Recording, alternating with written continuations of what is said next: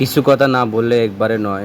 2025 সাল থেকে 2026 সাল আরও ভয়ঙ্কর হতে চলেছে মালয়েশিয়া ইমিগ্রেশন যে কোনো জায়গায় সমানে রেট দিতেছে, বুঝছেন? স্ক্রিনে ভিডিওটা দেখুন, স্ক্রিনে ভিডিও দেওয়া আছে।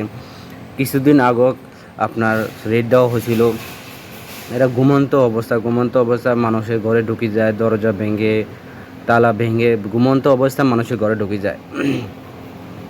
আপনার অনুমতি না নিয়ে ঘরে ঢুকে যায়, দোকানে ঢুকে যায়, যেখানে সেখানে ঢুকে যায়। খুব ভয়ঙ্কর অবস্থা মালয়েশিয়ায়। তো যারা এখনও আপনারা দেশে যান নাই, এখন ডাবল পাস চলতেছে, দেশে যান না, আপনারা দেশে যাওয়ার চেষ্টা করবেন, কারণ মালয়েশিয়া আইন খুব কঠিন। মালয়েশিয়ার জেলখানার অবস্থা ভালো না ভাই, খুব খারাপ অবস্থা মালয়েশিয়ার জেলখানার অবস্থা। যারা এখনও যান না, যে চলে যাবেন। আর যারা এখনও ভিসা রিনিউ করার চেষ্টা আছেন, তাড়াতাড়ি ভিসা রিনিউ করার চেষ্টা করবেন। মালয়েশিয়ার অবস্থা খুবই খারাপ। আর বাংলাদেশের উদ্দেশ্যে চান, একটু ভেবেচিন্তে আসবেন, দালাল থেকে বাঁচিয়ে থাকবেন, কারণ অনেক বাংলাদেশে কোনো ভালো মানুষ নাই, কোনো মোট কথা বলে কোনো ভালো মানুষই নাই, সব হচ্ছে জানোয়ার, ঠিক আছে না?